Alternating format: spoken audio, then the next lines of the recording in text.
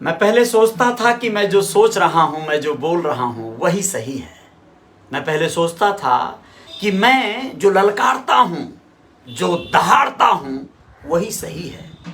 बहुत सारे लोग मेरे सामने से गुजरे जो बहुत अनुभवी थे, बहुत सफल थे अपने जीवन में, बहुत ज़्यादा सक्षम थे, धनवान थे, रसूखदार थे, उम्र का एक्सपीरियंस था, लेकिन वो खामोश थे, वो गंभीर थे। लेकिन मैं उन्हें ही कई बार प्रोत्साहित करने लगता था कि जो दिखेगा वही बिकेगा, जो चीज़ आपके मन में है उसे आप रखिए, बोलिए, ललकारिए, सोशल मीडिया पे वायरल होइए, सोशल मीडिया पे एक्टिविटी कीजिए।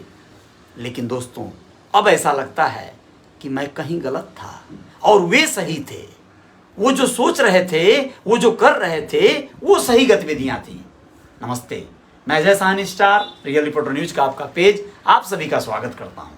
और अभी स्टार एडवाइस में ये कहने जा रहा हूं कि दरअसल होता क्या है कि हम जब भी अपने जीवन में कुछ कर रहे होते हैं, जैसे आप कोई उत्थान कर रहे हैं, आप प्रगति पर हैं, आपके कारोबार में इजाफा हो रहा है, आप पैसे कमा रहे हैं, आपके पास गाड़ी खरीद रहे हैं, आप बंगला खरीद रहे हैं, चेन खरीद रहे हैं, ज्वेलरी से अपने परिवार को लाद रहे हैं, आप जो भी कर रहे हैं, और अगर आप उसका प्रदर्शन कर रहे हैं, अगर आप उसे साझा कर रहे हैं, लोगों को बता रहे हैं, दिखाने का प्रयास कर रहे हैं, तो नजर लग जाएगी।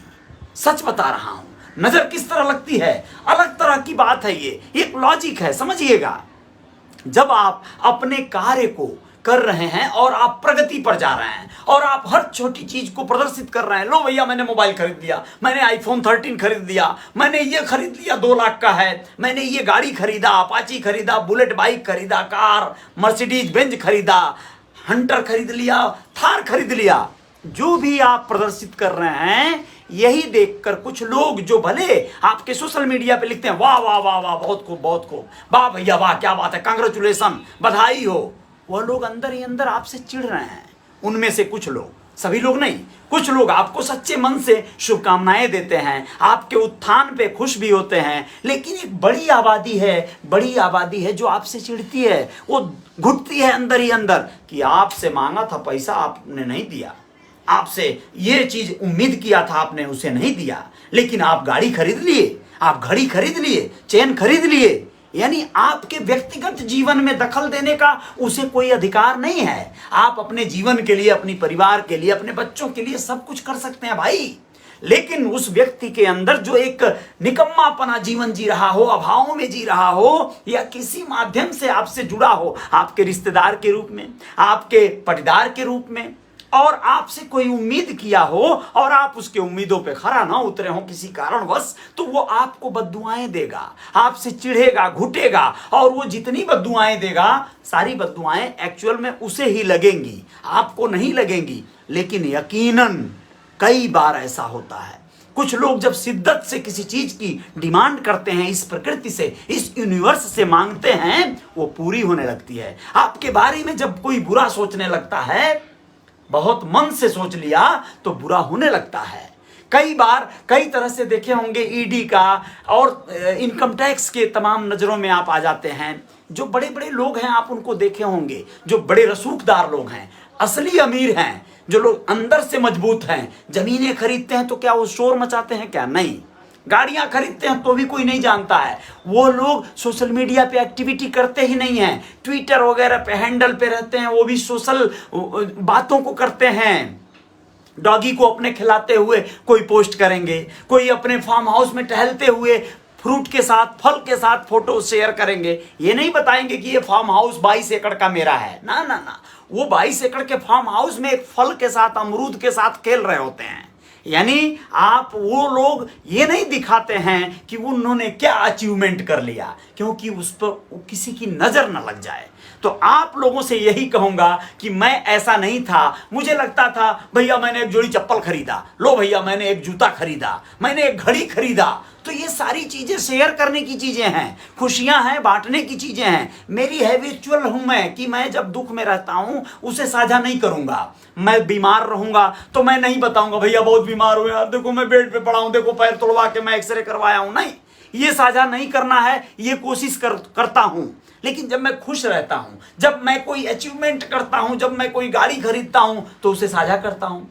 अब नहीं करना है। यही चीज से आपको भी बचना है। हमें उम्र सिखाती है या हमें अनुभवी बनाती है, लेकिन जो लोग पहले से अनुभवी थे उन्हें ही हम नजरें दिखाते थे। उनसे नजरें मिलाने की हमारी औकात नहीं थी, लेकिन हम उन्हें सिखाते थे कि आपको ये शोर मचाना चाहिए, आपको दिखावा करना चाहिए। गलत है भैया, दिखावा तो बिल्कुल मत करिए। अगर आप झूठा दिखावा कर रहे हैं तो वो तो बिल्कुल मत करिए। आप किसी और के गाड़ी में बैठे हैं, वहां से फोटो साझा कर दिया, किसी और के बंगले के सामने गए हैं, वहां से फोटो अपना पिक बना लिया, प्रोफाइल पिक्चर बना लिया। क्या मतलब है यार, दूसरे के बंगले के सामने क्या अपनी इमेज बनाना, अपने बंगले के सामने इमेज बनाने के लिए सोचना है, लेकिन उसे ये नहीं बताना है ये मेरा बंगला है, अभी हाल ही में खरीद लिया है। ना ना ना, लोग जान जाएंगे, अपने आप जान जाएंगे आपकी गतिविधियों से। आप मजदूर का मजदूरी समय से दे दीजिएगा। आप अगर जितना भी बड़ा काम करते जाएंगे जीवन में, आपके जय जयकार होती जाएगी। आपके बच्चों के जीवन में आप खुशियां भरने का प्रयास कीजिए, उनको अपना बनाने का प्रयास कीजिए, उनके साथ तारतम्य बना के चलिए। कभी भी कोई गैप मत छोड़िएगा। बच्चे अगर आपका कहना न माने किसी वजह से, तो ये समझ लीजिएगा कि वो आप ही के बच्चे हैं। आपको उन्हें प्यार देना है, आपको उन्हें बड़ा करना है, आपको हर हाल में सक्षम बनना है, समृद्ध बनना है, धनवान बनना है। और अपने जीवन में आप जितना समृद्ध और धनवान रहेंगे, जितना आप बुद्धिमान रहेंगे, आपके जीवन में सफलताएं हर मोड़ पर आपका स्वागत करेंगी, इसमें कोई संदेह नहीं है। आप लोगों को बताना चाहेंगे, जो जितना बड़ा है उतना ही बड़ा हरासमेंट भी उसके जीवन से जुड़ा है। कोई मजदूर आपका रहेगा, वो मजदूरी किया है, पता चलेगा कि वो आपका फायदा से ज्यादा नुकसान करके भागा है, लेकिन क्या करेंगे आप, उसके पीछे और ज्यादा नुकसान न हो, इसलिए धैर्यपूर्वक बने रहना है, सुलझे हुए निर्णय लेना है, आपको विवादों में नहीं फंसना है। आपको बहुत ज्यादा ऊपर उठना है तो छोटी छोटी बातों को इग्नोर करना होगा, अवॉइड करना होगा, लोगों को क्षमा करना होगा, वरना जीवन में अवरोध ज्यादा आएंगे, जय जयकार कम आएगी। आशा करता हूं, उम्मीद करता हूं मेरी ये बात आप लोगों को सही लगी होगी। अगर सही लगी होगी तो कमेंट बॉक्स में कहिएगा। जय निषाद राज बिल्कुल मत लिखिएगा, जय वीआईपी एकदम नहीं मत लिखिएगा, जय श्री राम तो कदापि मत लिखिएगा। ये सब पार्टी के नारे हैं। पार्टी के नारे और नगारे बजाने वाले लोग परेशान रहेंगे। जय जयकार करना है जीवन में तो एकदम अलग उत्थान कीजिए, जीवन में जय घोष होगा और खुशियां बहुत आएंगी। खुशियां जब आएंगी तो अपने आप दिखाई देंगी, बताने की जरूरत नहीं है। खामोशी से काम करते जाइए, सफलता भी बड़ी खामोशी से कब आ जाएगी पता नहीं चलेगा। जय हिंद, जय भारत। शुक्रिया, आभार, अभिनंदन आप सभी का। उमाशंकर केवट जी बहुत बहुत धन्यवाद, बहुत बहुत शुक्रिया, धन्यवाद आपका। और बलिराम सहानी धन्यवाद आपका। और मनहर पटेल जी शुक्रिया आपका। कमलेश पटेल जी बहुत बहुत धन्यवाद। राहुल कश्यप बहुत बहुत आभार। कृष्णा कुमार जी शुक्रिया। नवल किशोर जी शुक्रिया। चंद्र किरण सहानी बहुत बहुत धन्यवाद। कौमर उत्तम जी शुक्रिया आपका। लोकेश लक्की डाबी जी शुक्रिया। कयूम अंसारी आभार। रिंटू कश्यप गोरखपुर से बहुत बहुत धन्यवाद। और बहुत बहुत धन्यवाद, शुक्रिया। अरविंद मिश्रा जी शुक्रिया। विकास निषाद जी बहुत बहुत धन्यवाद।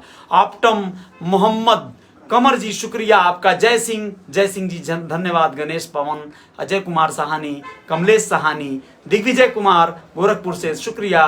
राजू सिंह जी, भीम सहानी और शोभा दीक्षित जी, उमा शंकर केवट जी। मैं इस समय एक शख्सियत के साथ हूं, एक सफल व्यक्ति के साथ हूं, जिनका जीवन वाकई रियल जीवन है। और मैं आप लोगों को बताना चाहता हूं, वो रियल व्यक्ति जिनके ऑफिस में इस समय बैठा हूं मैं, वो हैं हमारे बड़े अच्छे और अजीज मित्र, जिनका सांता क्रूज में एक शानदार सा ये ऑफिस है, जहां पर ये बैठते हैं अपनी सीट पर कम और ऐसे सामान्य सीट पर ज्यादा। दिनेश निषाद जी बहुत ही बड़े उद्यमी, बहुत ही बड़े व्यक्ति, लेकिन हमेशा खामोश रहने वाले। 4 गोरखपुर में भव्य काली मां का मंदिर और बहुत ही विराट वहां पर एक मैरिज हॉल का निर्माण आपने करवाया है दोस्तों। बहुत बड़ी शख्सियत है, लेकिन इनकी जो खामोशी है, इनका जो शांत रहने का स्वभाव है, यही इनको और महान बनाता है। सैकड़ों लोगों को रोजगार देने वाले दिनेश निषाद भैया गोरखपुर से हैं और बहुत स्ट्रगल करके इस स्थान तक पहुंचे हैं। मैं इनको हमेशा सम्मान करते आया हूं, सम्मान करता रहूंगा। समाज के बहुत बड़े सारी आबादी जो है इनको जानती है, पहचानती है। दिनेश निषाद जी जो जनहितार्थ कार्य हैं उन सारे कार्यों को बहुत बड़े पैमाने पे करते रहते हैं। अपने गांव में जिस काली माँ के मंदिर को इन्होंने बनवाया है वो 4-5 डमरपार बाजार के पास है। आप लोग कभी भी डमरपार से गुजरिएगा बड़ौलगंज के तरफ से, बनारस के तरफ से, तो डमरपार बाजार क्रॉस करते ही दाहिने तरफ देखिएगा भव्य काली माँ का मंदिर निर्माणाधीन है और विराट अपनी आभा बिखेर रहा है। वहां पर जाइएगा, मंदिर पर मत्था टेकिएगा, काली माँ से कुछ अरदास कीजिएगा, आपकी जय घोष होगी, परिवार में सारी समृद्धि और खुशियां आ जाएंगी दोस्तों। और दिनेश निषाद जी बस इतना जान लीजिए कि इनके जीवन में खुद माँ काली का बहुत बड़ा जो है कहीं ना कहीं आशीर्वाद है और वो सफलताएं इन्हें माँ काली के उस आशीर्वाद से ही मिला है। आप आध्यात्मिक रहिए, हमेशा महाशक्तियों को आप अध्यात्म के रूप में मानिए, पहचानिए, लेकिन अपने कार्य को प्रबलता से करिए। इन्होंने मेहनत किया है। जीवन में जय जयकार यूं ही नहीं होती है, कठिन परिश्रम के बाद मुंबई में स्थापित हो पाना, यहां पर एसेट्स बना पाना, प्रॉपर्टी बना पाना, संपत्ति बना पाना, ये सब एक दिन का काम नहीं रहा है। यह पूरे जीवन का एक अच्छा खासा दौर बिताया है इन्होंने। तो बहुत बहुत शुक्रिया दिनेश भैया। कुछ कहना चाहेंगे आप सभी से? सबको नमस्कार, सबको प्रणाम। काली माँ के मंदिर पर जो है सबको आमंत्रित करिए, बोलिए आइए आप लोग। आइए आप लोगों का मंत्री ने। चलिए चलिए, बहुत बहुत शुक्रिया। बहुत अच्छे व्यक्ति हैं और आप लोगों को अगर आप अप्रैल अंत में अगर आप गोरखपुर में हैं, अगर आप मई के प्रारंभिक वाले सप्ताह में गोरखपुर में हैं, तो हम लोगों से मुलाकात होगी वहां और बड़ा मजा आएगा। सभी लोगों से मिलना चाहेंगे हम लोग। काली माँ के मंदिर पे आइए आप लोग, वहां भंडारा लगेगा, जय जयकार तो होकर रहेगी। बहुत बहुत शुक्रिया, आभार सभी का, धन्यवाद। शोभा दीक्षित जी धन्यवाद आपका, बहुत बहुत धन्यवाद, बहुत बहुत शुक्रिया, सभी का अभिनंदन।